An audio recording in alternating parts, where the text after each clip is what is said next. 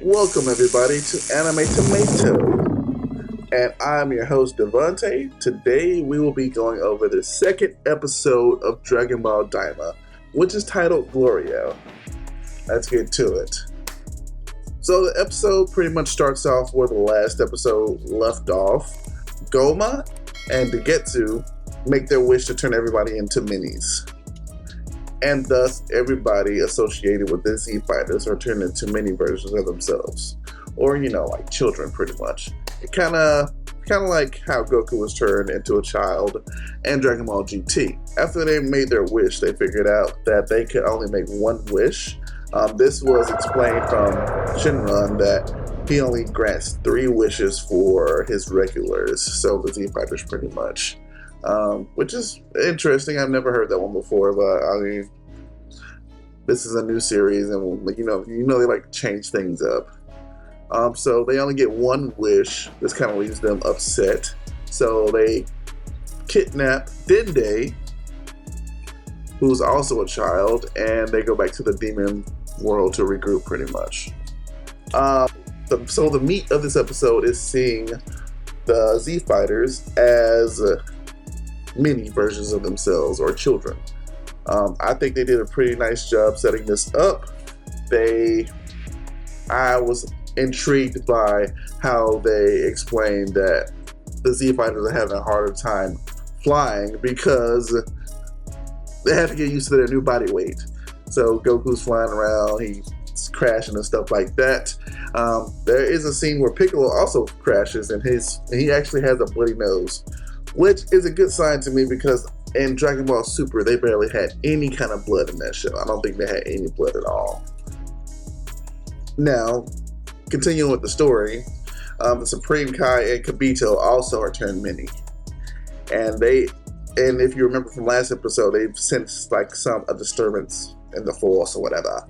But they felt the disturbance on the lookout, and they decide to go there with Goku. And they start speaking with Mr. Popo, who is also a child. So all these revelations start to come out that it was Shin's brother, Shin being the Supreme Kai. It was Shin's brother and an unknown person, which is Goma, who made the wish. And they're from the demon realm. And Piccolo also comes too.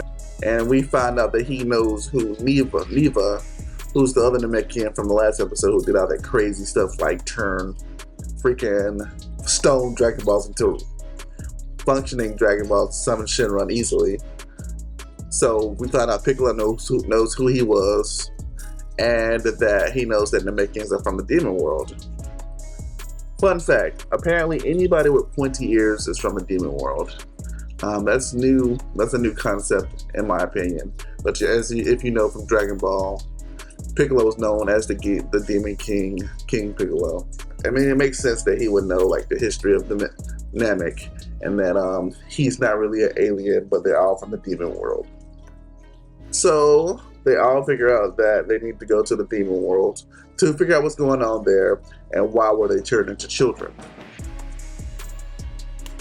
Alright, so the way they figure out that they're going to get there is they're going to use the Supreme Kai's ship that's on his planet.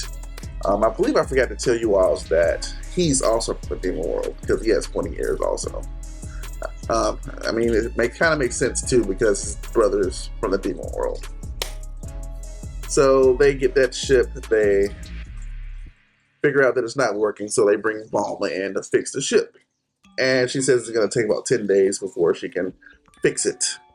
So now that she's working on the ship, another thing occurs. Gloria appears in a newer version of the ship that the Supreme Kai has. And he's like, I'm from the demon world also. I serve the third king, and I want to bring Goku to defeat Goma and Dagetsu, because that's what my orders are from the king. So he pretty much takes Goku and the Supreme Kai to the demon world. Vegeta cannot go, but he will come later in the repaired ship that the Supreme Kai had.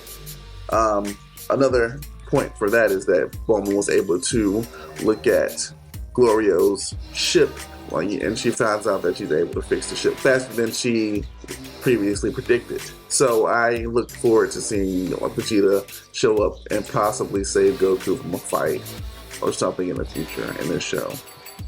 And that's pretty much where the story. That's pretty much where the anime ends itself. So my takeaways from this episode is that I'm interested to see the dynamics between the Z Fighters as young people.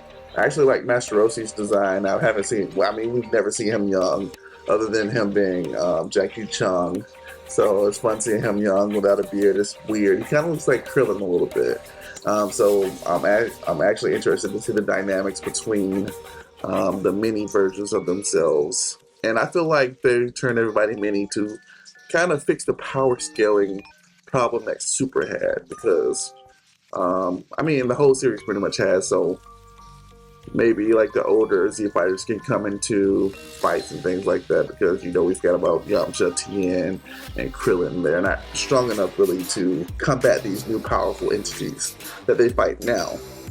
I personally didn't like the retcon of like the 3 wishes. I'm used to them having 3 wishes. I didn't know it's because that he only grants them for regulars or whatnot. I feel like it was just like bad writing in my opinion.